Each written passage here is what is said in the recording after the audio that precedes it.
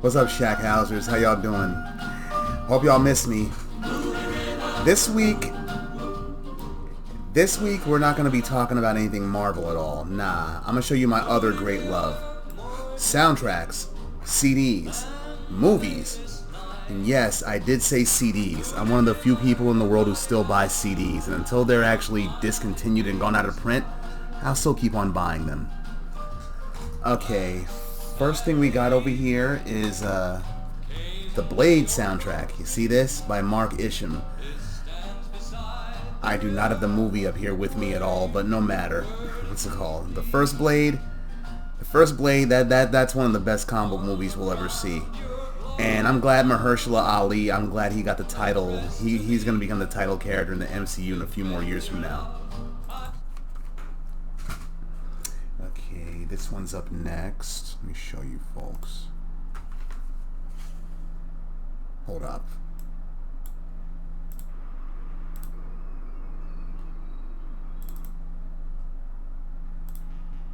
There we go. The Chariots of Fire soundtrack right here. At long last, they put this joint on Blu-ray. Yes, they put in this special edition Blu-ray with the book and everything. This joint right here is ill. Vangelis, he did the soundtrack for it right here. I may have showed this to you guys like a few years ago in my first soundtrack video, but nonetheless, now that I got both the movie and the soundtrack together, you know it's good. Yo, the Chariots of Fire, the theme right here, the theme that got this movie the Oscar. Yeah, they play this song on Grand Canyon helicopter rides. I got a real kick out of that when they played it on the helicopter ride that I went on in the Grand Canyon back in April. Let's see what else we got here. Ooh. Roy Ayers, the Coffee soundtrack. Coffee right here, Pam Grier. Tell me, which one do y'all like better, Coffee or Foxy Brown? Foxy Brown is more popular, but I like Coffee a lot better. The soundtrack was ill too. A welcome addition to the blaxploitation genre. Let's see what we got. Oh, y'all gonna love this one. Hold up. Find it right here for you guys. You hear that? Yeah, you hear that? Sly and the Family Stone, which means Crooklyn. The super songs of the 70s. Fuck K. Billy. And they got everybody up on here. The Stylistics, Sly and the Family Stone, James Brown, Curtis Mayfield, The Persuaders. Makes no difference what group I'm in. And the movie too. It's Spike Lee's autobiography movie right here. Yep.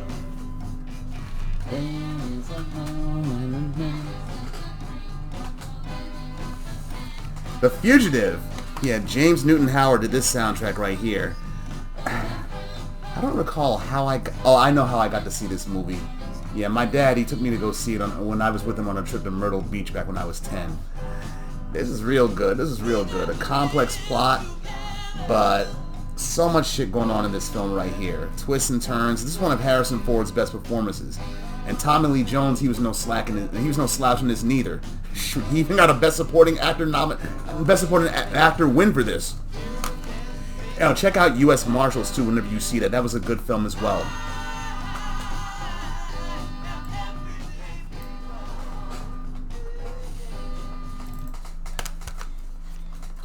And what we got now here. Inner Space. Yeah, Jerry Goldsmith did the soundtrack for this one. And this film, Inner Space from 1987. Similar to a Fantastic Voyage from the late 60s. This film right here, when I was a kid in preschool, I would see this film, The Chipmunk Adventure, and that god-awful Bill Cosby film, Leonard Part 6. They would always be showing these three films as like a triple feature film whenever I would stay home sick from school back in preschool. But this joint right here, I loved it. It got me interested in the human body, even though there are a bunch of logical fallacies in it. Like, for example, when the test pilot, played by Dennis Quaid, he's in Martin Short's body, and he's like, I need a drink, man. and he can't have a drink unless Martin Short has a drink. But when Martin Short has a drink, it comes out it's all liquid-like when it goes down. And Dennis Quaid, he's the size of a molecule, so it shouldn't have came out all liquid-like from his perspective. But anyway, it's a movie, so who cares, right? I care. What's next? This next one right here, I've been looking for this one for a minute now. Let's see where you at. Ooh. Y'all hear that? My friend Troy, if you're watching this, I know you recognize this. It's John Williams. Raiders of the Lost Ark right here. I think this is the best one of all the Indiana Jones movies.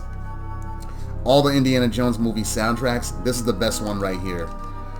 Yeah, it was just so ominous. And you know what was going to happen. Like in this track right here, the map room. When... When Indiana Jones is trying to find the exact location of the Ark of the Covenant, and his boy Sala is outside trying to hold off the Germans, yeah. And this is all four of the Indiana Jones films right here. It seems kind of pointless to have ever gotten this, considering there's a fifth film that's going to come out. But I'm like, why? Why is there going to be a fifth film? Harrison Ford's got to be damn near 80. He can't do the shit he was doing in all the previous four films. But we'll see. And I'll see. More than likely, I'll see it anyway, being a fan. What's next?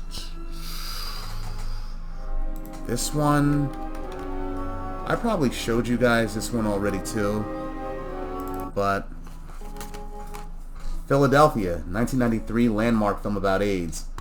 Yeah, Tom Hanks won his first Oscar in this film. Yeah, him and Denzel, they should have did more films together. They are so good on screen together. Yeah, here's the soundtrack right here. It's got Bruce Springsteen, for which he won a Grammy or Academy Award for Best Song in a Feature Film. Who else is on here? Peter Gabriel, who you're hearing right now. Who else? Sade, the Spin Doctors, and Neil Young as well too.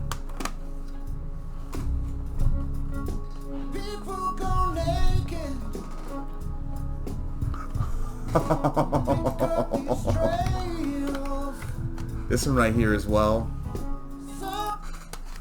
Loxley, I'm gonna cut your heart out with a spoon.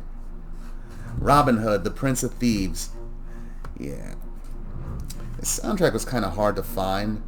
Although, if you go to the Soundgarden in Baltimore, in Fells Point, you can find any soundtrack there, no problem. Yeah, this joint right here, Michael Kamen and Bryan Adams, that song, Everything I do it for you. But this movie was ill too. The action scenes in it, and even though Kevin Costner's Robin Hood could not speak with no English accent, which made no fucking sense to me.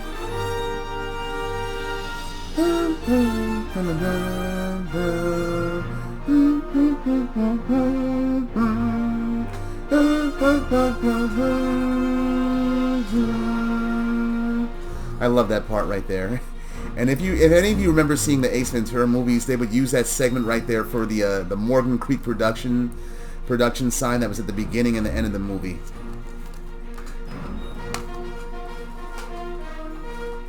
What else? Shia. Damn right. And my friend Nathan, he thought I didn't have this soundtrack. Yeah, proved you wrong, dude. Yeah, this was a good film. Good in terms of like getting a black lead in a feature film. Rich Roundtree, he did so good in this. They even had like 2 sequels for this, like Shack in Africa as well too.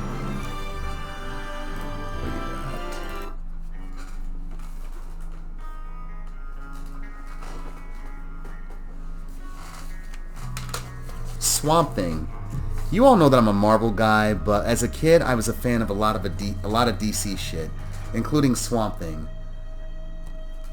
None of the characters' movies, the cartoon he had on USA, the TV series, the live-action TV series on USA, or even this soundtrack right here by Chuck Cimino, which I only bought because this campy-ass sequel right here, I liked a lot of the music that went into it.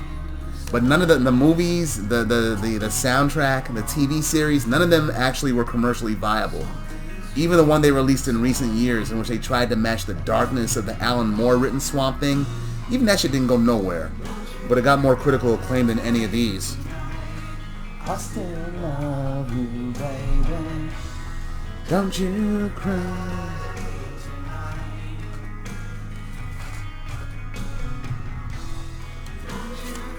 The first Rocky soundtrack right here. Bill Conti, the original motion picture score. Yeah.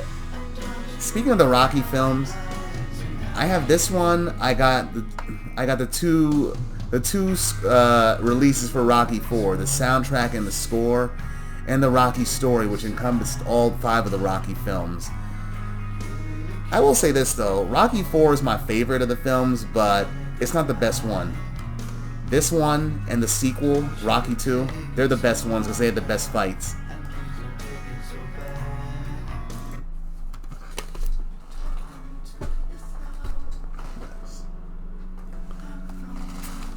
The Trouble Man. Another landmark in blaxploitation. Martial artist right here. This man right here. Robert Hooks. And the soundtrack, I got this year. Marvin Gaye did the soundtrack for this, but I like the movie better. Yeah. Yeah, the soundtrack, I only got it because of how it kept being plugged in Marvel films, like the Falcon and Captain America and the Winter Soldier, and more recently in the Disney Plus Marvel series, the Falcon and the Winter Soldier. I think Anthony Mackie, I just think he likes his soundtrack so much that he always has to do a shameless plug about it. What's next?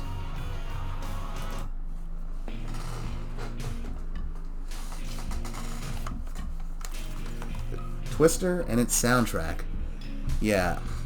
I actually had the tape for this back when I was in middle school because I was a Van Halen fan at the time. Still am, actually.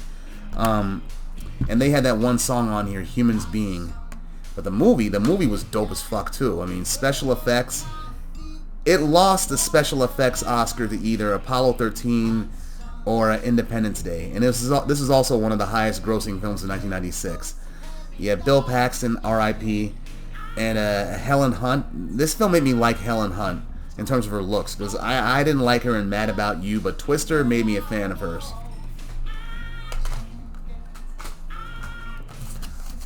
And finally, The Wraith has come to Blu-ray! And you've seen I had the soundtrack for it too, which, judging by how this looks right here, may have been an import. But anyway, at least they finally dropped this on Blu-ray. Bunch of special features, an isolated score, which they should put out on CD. Yeah, man, this film right here, it's one of them films that you spend watching on Saturday afternoons on HBO when you were a kid. Cult classic, and I wish I had the car in this film. That car is so fucking beautiful. Come on.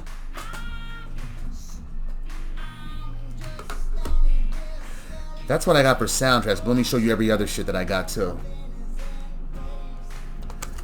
The first 3 Bad Company records. Yep. That's where Paul Rogers, he has a hell of a voice. He has a hell of a rock star voice, man. I mean, a lot of singers, they get their vocal stylings from him. Including, I'm going to show you this right now, don't even trip. Whitesnake's lead singer, David Coverdale. And so Coverdale, yeah, Coverdale, he's right here, guys. Yeah, Coverdale, he's like the Quentin Tarantino of rock singers. He steals from everybody, but he steals from the best. Anyway, I got 2 of their albums, Whitesnake, when they were more of a blues rock band. I didn't like when they were in their hair metal phase with "Here I Go Again on My Own." I didn't like that. I like this one right here, "Come and Get It" and "Ready and Willing," or any of their blues albums really, which I need to get. But of all the Bad Company albums right here, I would say the first one right here is my favorite. Yeah, I remember hearing the title track for it in a bar, an Irish bar called Sullivan's in Laurel, about 10 years ago, and that's what made me cop the single. Well, download the single on MP3. But I found the albums, when was it? Last year, actually.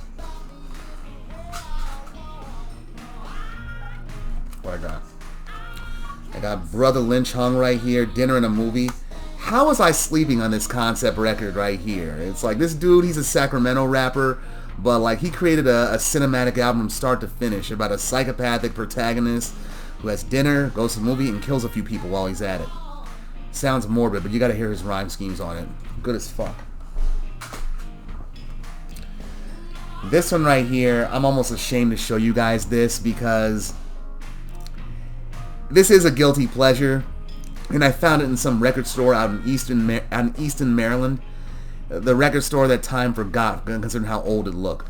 But I found this joint in there, and I'm like, I gotta get this just for the collector's value of it. Ready? Hold up.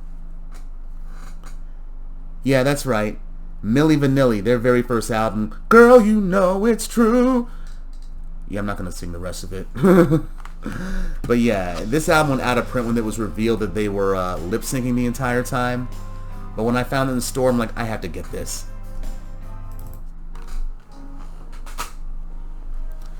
Yeah, Pat Benatar, Crimes of Passion. She's one of the best female rock vocalists ever. And this is one of her best albums as well, too. Yeah, my favorite song on here is her cover of that Kate Bush song, Wuthering Heights, which Benatar says she didn't perform right because she didn't get her vocals as high-pitched as Kate Bush. But that's a good thing. Kate Bush's high-pitched vocals sound annoying as a motherfucker. And this one right here, I also found this in that same record store out in Easton. And this dude's a bammer to me, but I bought it because the production was good, and because fucking KRS threw this motherfucker off the stage back in the day. KRS-One tossed him off, grabbed him like a pro wrestler, tossed this motherfucker off. PM Dawn, the Bliss album. I know some of y'all may have this album. If you do, comment.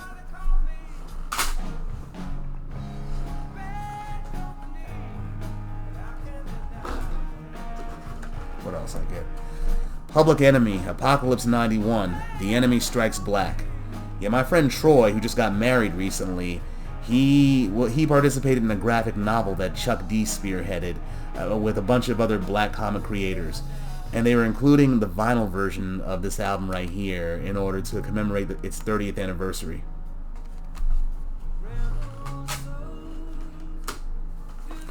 Long Island's R.A. the Rugged Man. That's right. I found these in Soundgarden in Baltimore recently. And by recently, I mean 2 days ago. Yeah, he's a nasty MC, dude. I would have loved to have heard if him and Biggie Smalls had collaborated. And he's still putting out records, too, so don't sleep on this guy right here. Humor, heartfelt shit. He's hardcore MC.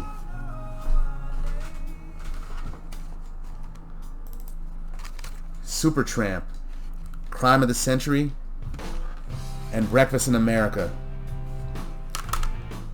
These are really progressive rock albums, and they have a lot of material that rappers can sample. Fabulous, for that song Breathe, Just Blaze, who produced the track Breathe by Fabulous, he sampled it from this album right here, from the title track. This album, they were more poppy on this album, with songs like Goodbye Stranger, The Logical Song, and the title track Breakfast in America. And this album actually won the Grammy for Best Album Packaging. If you look at this, it's not the city in the background. It's like a table of food, actually, seen from inside of an airplane.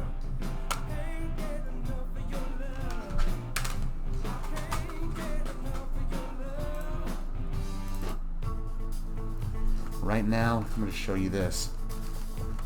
I had a few Van Halen albums before, like a few years back. But what made me complete my collection, my set, was when Eddie Van Halen, when he died.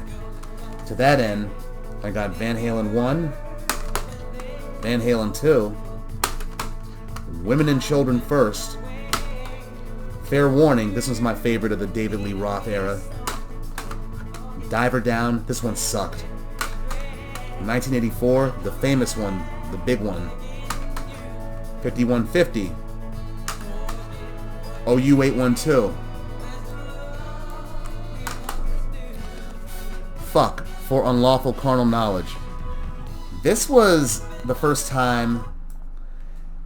The song Pound Cake on here, that was the first time I heard a Van Halen song. I remember hearing that song and seeing the music video for it, And that was the first music video I saw back when I was in the 2nd grade, back in '91, on MTV actually. The first music video I ever saw on MTV.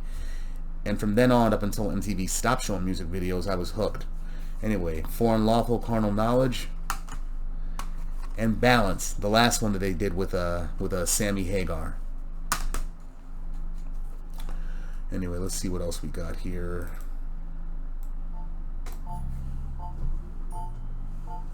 More movies now, actually.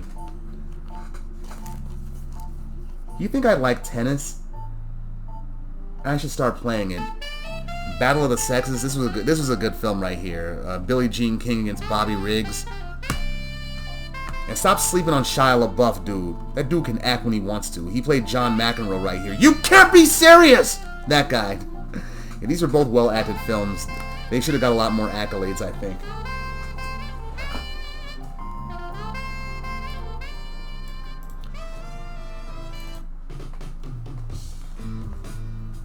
And, oh, this one right here. Animated feature. Rated X animated feature. Fritz the Cat. And the 9 Lives of Fritz the Cat. My friend Derek, he put me on to Fritz the Cat several years back when I watched the DVD at his house. And I had heard the name in one of the comic books that I read when I was a child, but I didn't put 2 and 2 together or even try to check it out. And the reason this was rated X back in the 70s was because, what? Rated R, the term rated R hadn't been redefined yet.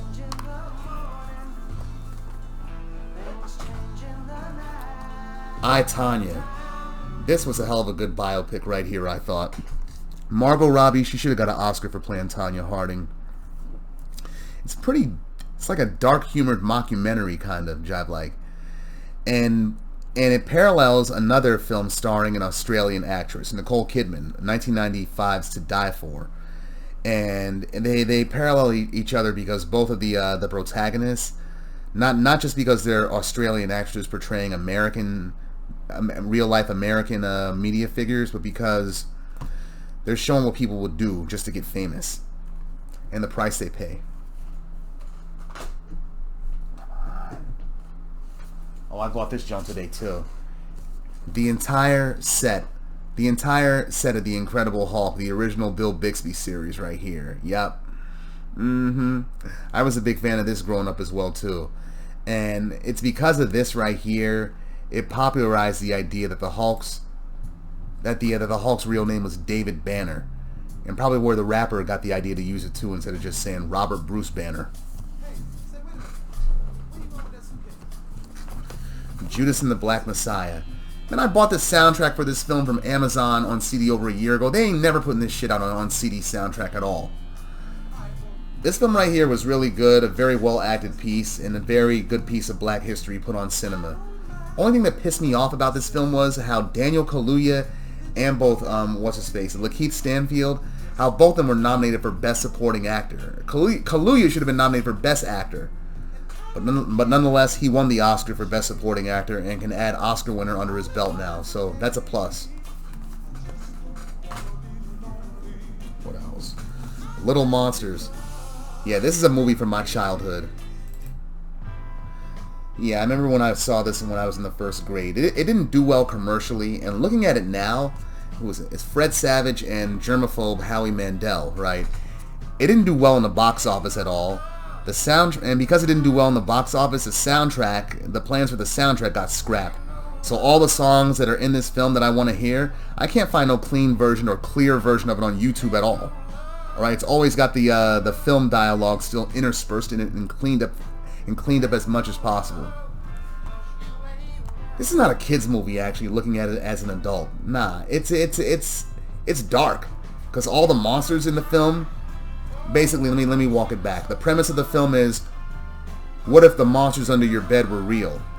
Like, you go into your bed, it's a portal to another dimension where kids can just run a fucking muck, play video games, have junk food, parents aren't around, but the longer you stay there, the more monstrous you become. The more monstrous you become, and then you forget your old life and just stay down there. So I imagine that the parents of a bunch of missing children for several decades now, they're pulling their hair out wondering where the hell their kids went. What else is there? Hold up a second. Hold up. I got a lot of mo for you. I got Space Camp right here.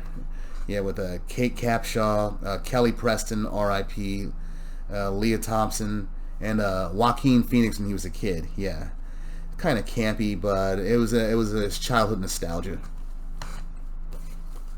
The Suicide Squad films. Yeah, the most recent one and the previous one. This one right here made me forget all about this one. Yeah, I'll keep this one because 3/4 of it were okay, but this one blew it out of the water right here. James Gunn.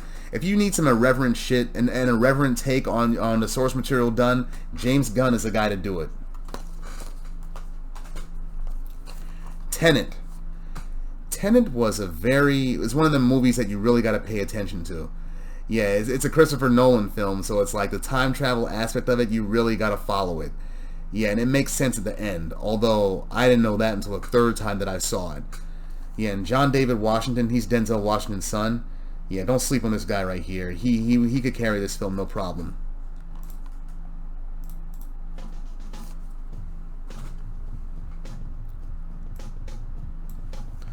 I also got Thelma and Louise right here. People say this movie right here, Ridley Scott directed it. People say it's very anti-male because of how the two title characters, how they go about the film, but it's entertaining nonetheless.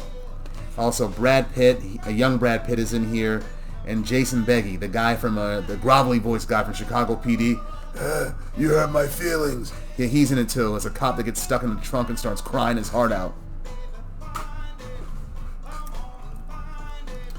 I also got this right here, The Toxic Avenger, one of the earliest superhero movies.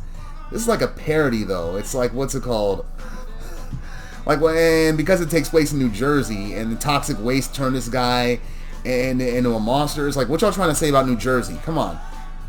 It also launched 2 sequels and had a spin-off, an animated spin-off when I was a 3rd grader called the Toxic Crusaders. But this and all that shit, it felt very... It was a parody of superheroes and comic book stuff, really. And finally, the last thing I got, The War of the Roses. A very dark satire on a rich couple, right? If I see this movie taught me that if I ever see an angry couple hanging from a chandelier, don't do anything, just let them fall. Anyway, that's what I got for you this week, Shackhousers. I'm glad y'all were able to tune in. Next week I'm gonna do an informative thing on Marvel's Eternals. I'm gonna do one of my slideshow videos that I did of Quasar and the Marvel Boy. Only now you're gonna be fully informed about the Eternals, and you are going to fucking love it. And have a good night, Shackhousers. Peace.